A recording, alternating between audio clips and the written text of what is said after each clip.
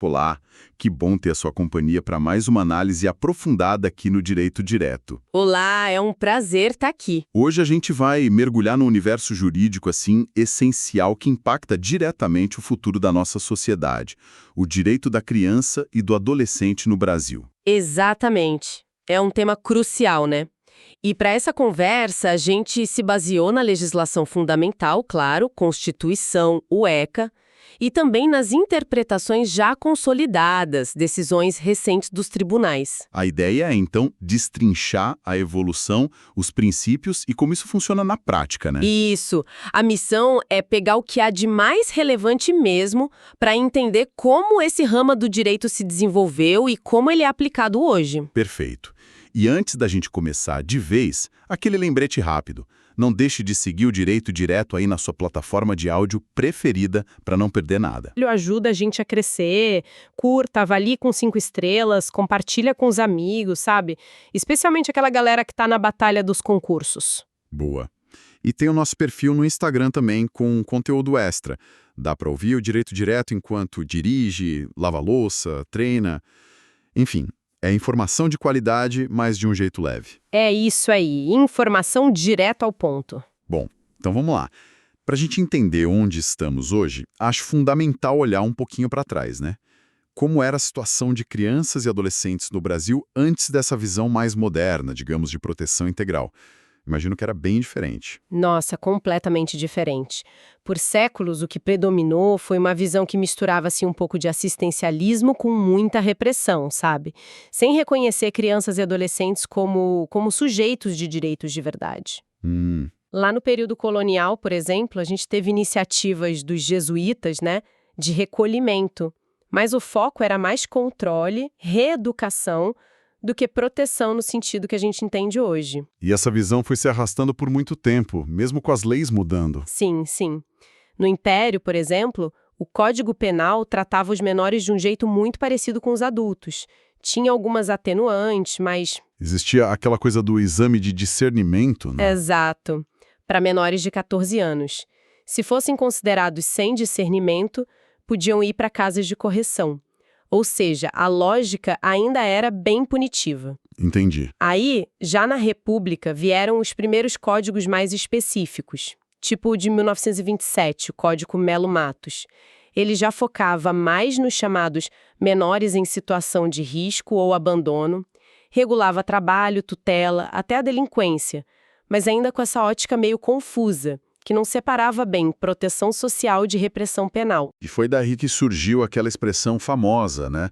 O menor em situação irregular. Muita gente ainda deve lembrar disso. Precisamente. Essa expressão se consolidou mesmo com o Código de Menores de 1979, já no período militar. Veio junto com a criação da FUNABEM, que marcou a época, né? Marcou, com certeza. Essa doutrina da situação irregular, como a gente chama, ela basicamente via a criança ou adolescente pobre, abandonado ou que cometia alguma infração como um problema a ser gerenciado pelo Estado, um objeto de intervenção, e não um titular de direitos. E qual era a consequência disso na prática? A consequência mais grave era a facilidade com que se mandava para privação de liberdade, para internação, muitas vezes sem as garantias processuais que a gente considera básicas hoje. Era uma visão muito estigmatizante e pouco protetiva, na verdade. É impactante perceber essa mudança de perspectiva, né? De um objeto de intervenção para um sujeito de direitos.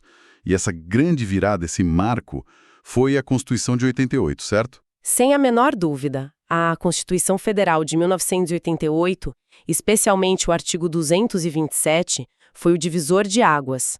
E logo depois veio o Estatuto da Criança e do Adolescente, o ECA, né, a Lei 8.069 de 1990.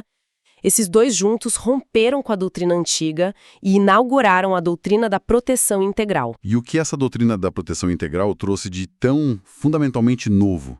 Qual foi a grande sacada? A mudança central, assim, o coração da coisa, foi o reconhecimento expresso de que crianças e adolescentes são sujeitos de direitos. Eles são titulares de todas as garantias fundamentais que os adultos têm E mais, tem direitos especiais por causa da condição peculiar deles, de pessoas em desenvolvimento. Tipo, quais direitos? Vida, a saúde, educação, dignidade, respeito, liberdade, convivência familiar e comunitária. A lista é grande. E vale dizer que essa mudança também foi muito impulsionada por normas internacionais que o Brasil começou a adotar, convenções sobre direitos da criança. Interessante. E a responsabilidade por garantir tudo isso? Mudou também? Não ficou só na conta do Estado? Exatamente. Essa é outra mudança-chave. O artigo 227 da Constituição é muito claro nisso. É dever da família, da comunidade, da sociedade em geral e do poder público assegurar esses direitos. E com absoluta prioridade. Uma responsabilidade compartilhada, então. Isso, compartilhada.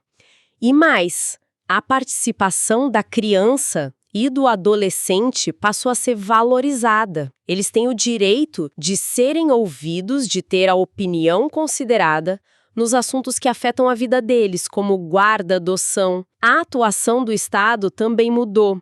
Não é só para reagir ao problema, tipo abandono ou infração, mas para agir antes, para promover os direitos. Faz todo sentido.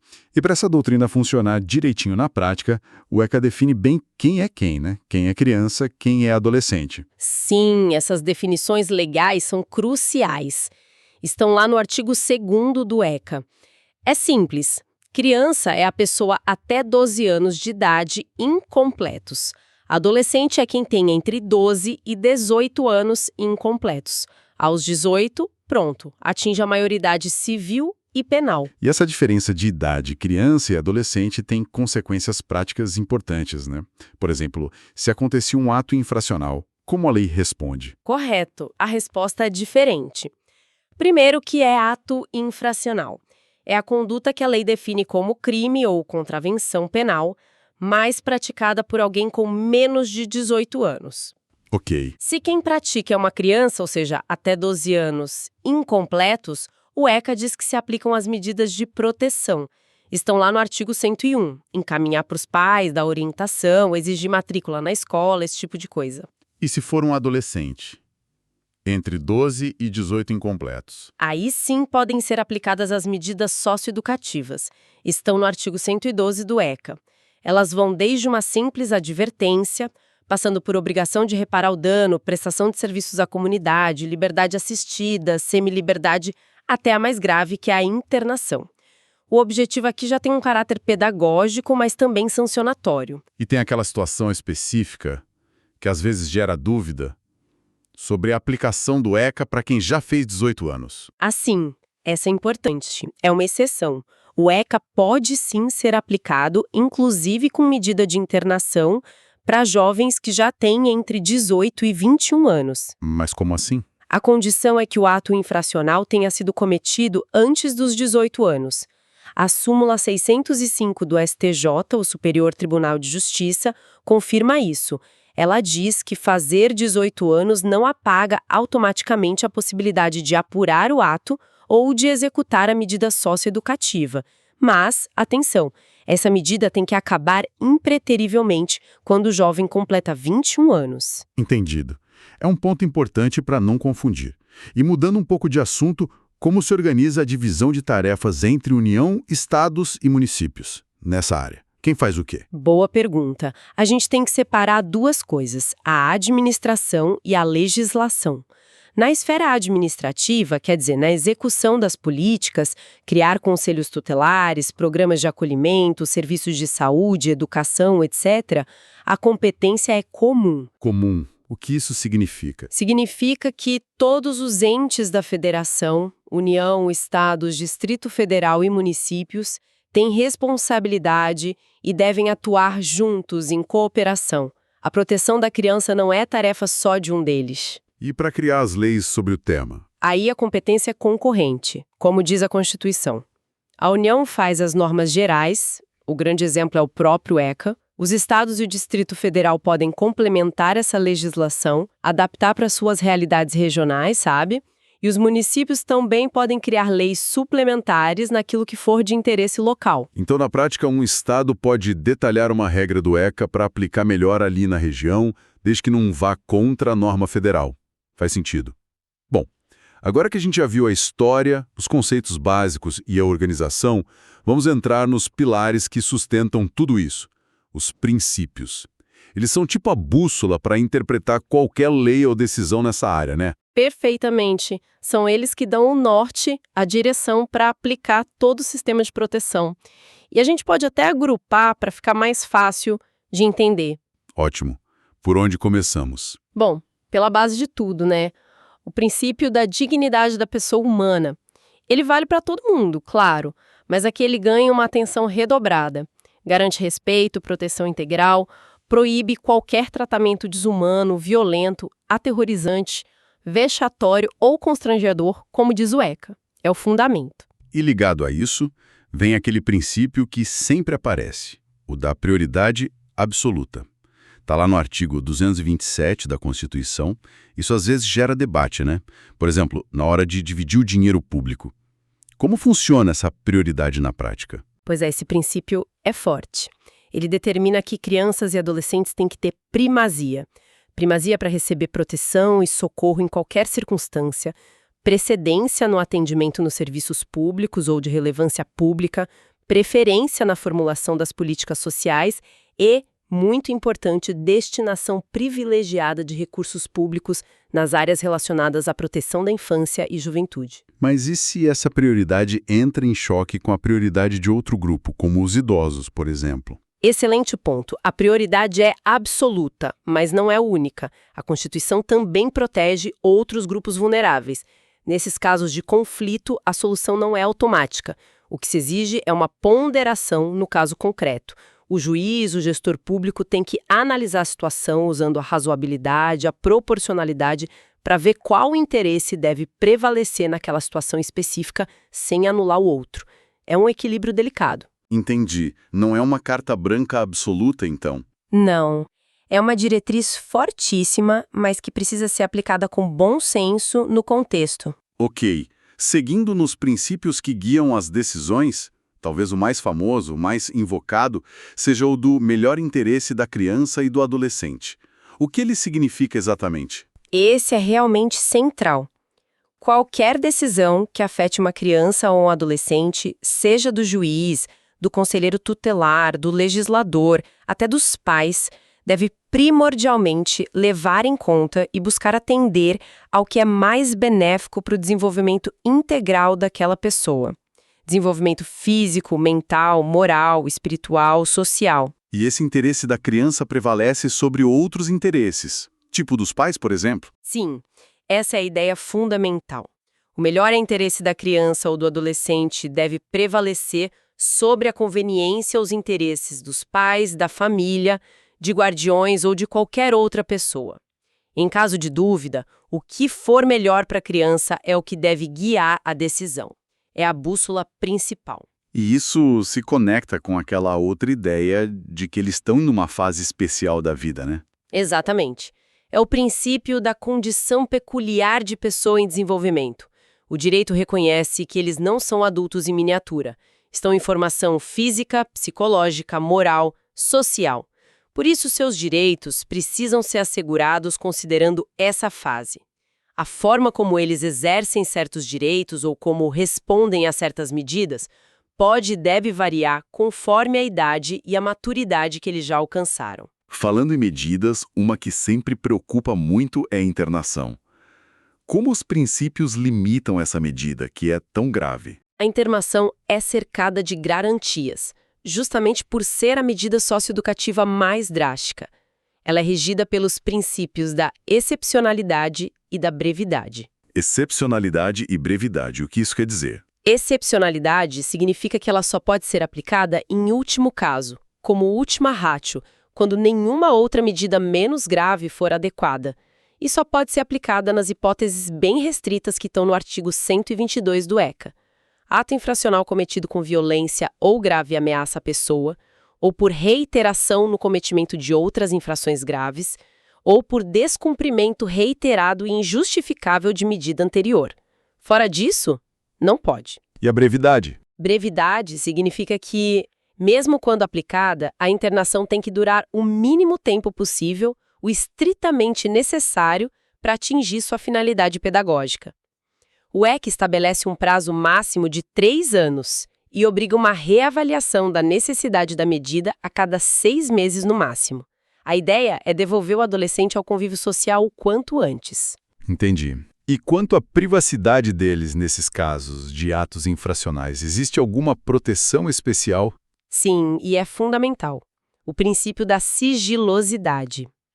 O artigo 143 do ECA proíbe expressamente a divulgação de atos judiciais, policiais ou administrativos que digam respeito a atos infracionais atribuídos a crianças ou adolescentes. E qual o objetivo disso? A identidade do adolescente, evitar que ele seja estigmatizado para sempre por um erro cometido na juventude e facilitar a sua reintegração social, a sua reeducação. Violar esse sigilo, inclusive, é considerado infração administrativa pelo ECA e pode gerar o dever de indenizar por dano moral. Importante. E para garantir que esses direitos possam ser realmente buscados na justiça, se precisar, existe o princípio da gratuidade, né? Correto. Ele garante o acesso à justiça da infância e juventude. As ações nessa área, em regra, são isentas de custas e emolumentos. E a assistência judiciária gratuita com advogado pago pelo Estado é assegurada para quem precisar, ou seja, para quem não puder pagar as despesas do processo e um advogado particular. A exceção é só se ficar comprovada má-fé. Ok, e qual o papel da família nesse cenário todo? Tem algum princípio específico para isso? Tem sim, e é central. O princípio do direito à convivência familiar e comunitária. O ECA reconhece que é um direito fundamental da criança e do adolescente ser criado e educado no seio da sua família. E, preferencialmente, na família natural, pai e mãe, ou, se não for possível, na família extensa, que são os parentes próximos com quem a criança tem vínculos de afinidade e afetividade. E a colocação em família substituta, como adoção, guarda? É medida excepcional. Só deve acontecer quando se esgotam as tentativas de manter a criança na família de origem. A prioridade é sempre tentar manter ou reintegrar a criança ou adolescente no seu ambiente familiar, desde que esse ambiente seja seguro e proporcione condições para o seu desenvolvimento, claro. Manter os vínculos familiares é a regra. Entendi. E por último, a forma como o atendimento organizado no país se reflete nos princípios. Através de 2 princípios importantes, o da municipalização do atendimento e o da cooperação. Municipalização significa que a política de atendimento dos direitos da criança e do adolescente deve ser descentralizada. Deve acontecer preferencialmente no nível do município, que é quem está mais perto da realidade local, das famílias, das necessidades. E a cooperação. Reforça aquilo que a gente já falou sobre a responsabilidade compartilhada.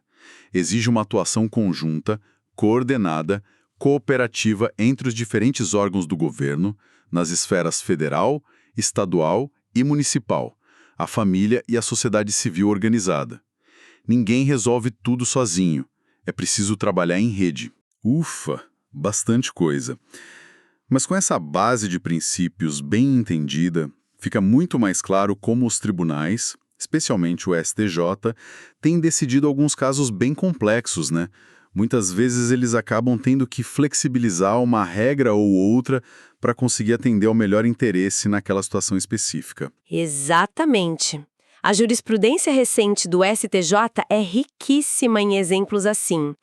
Casos em que o tribunal relativizou uma norma que parecia rígida no ECA para poder garantir a proteção integral da criança ou do adolescente naquele caso concreto.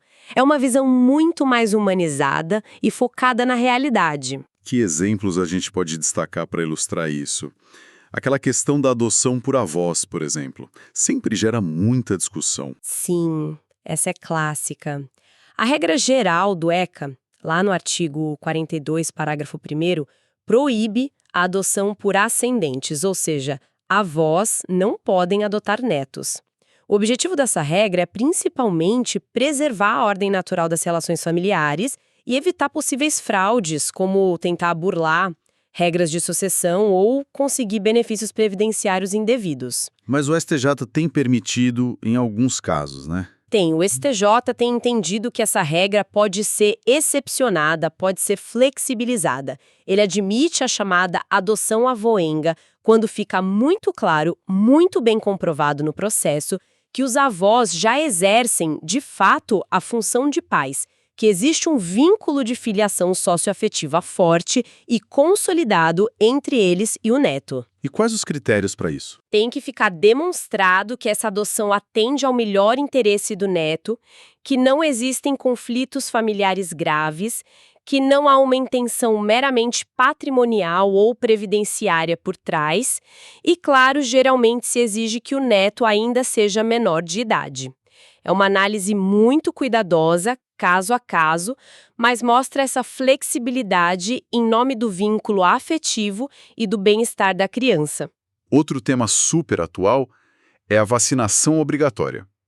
Se os pais se recusam a vacinar os filhos por convicções pessoais, como a Justiça e o ECA veem isso?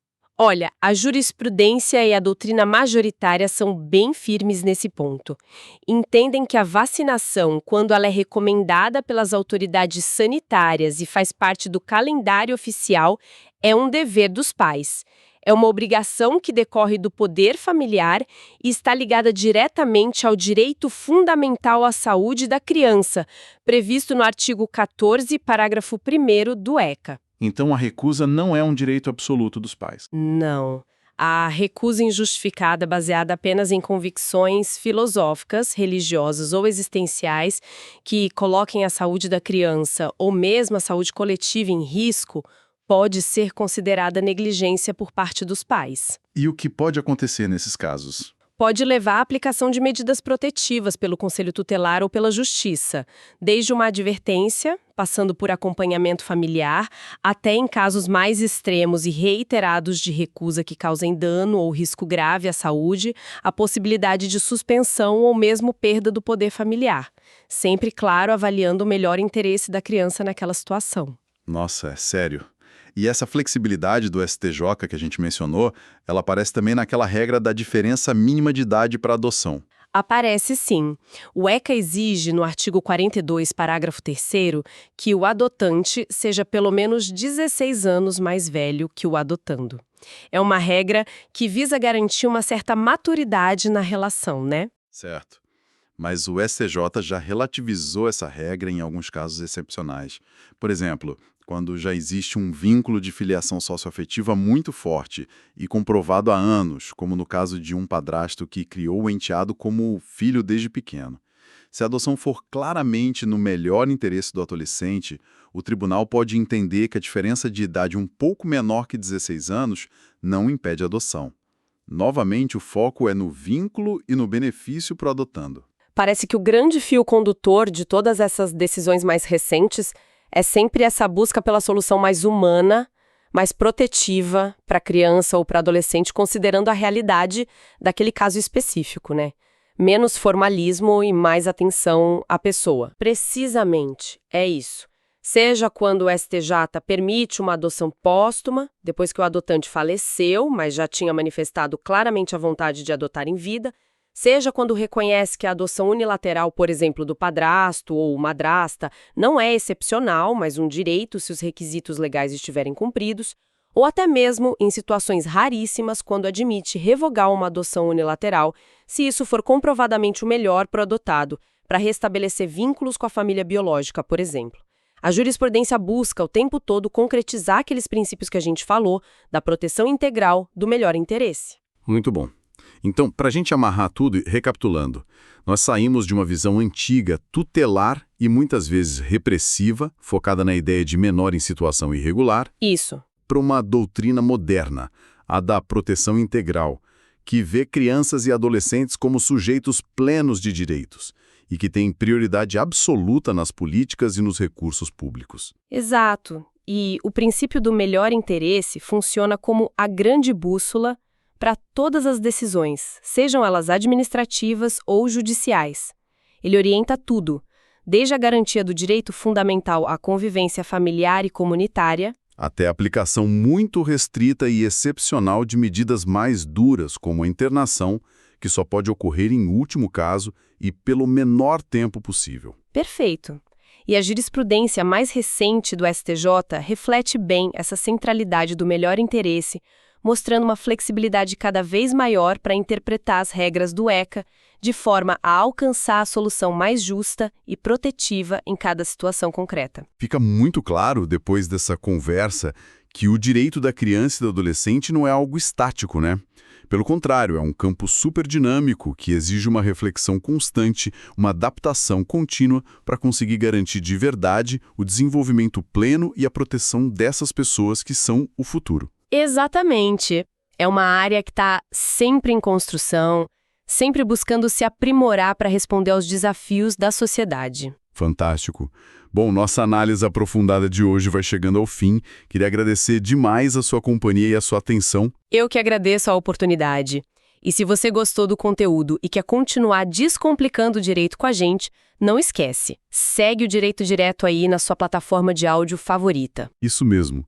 E claro, se puder, dá aquela força, curta o episódio, avalie com 5 estrelas, compartilhe com os amigos, colegas, com todo mundo que possa se interessar, especialmente quem está nessa caminhada de estudos e concursos. E não deixe de conferir o nosso perfil no Instagram, sempre tem coisa boa por lá. E para a gente terminar, fica aqui uma reflexão, né? Diante de tantas mudanças rápidas na sociedade, na tecnologia, nos próprios arranjos familiares, como a gente pode garantir que a interpretação do que é o melhor interesse continue evoluindo? Como assegurar que essa proteção seja realmente eficaz e adaptada aos desafios que o futuro reserva para as nossas crianças e adolescentes? Excelente questão para a gente continuar pensando a respeito. Muito obrigado mais uma vez e até o nosso próximo encontro aqui no Direito Direto.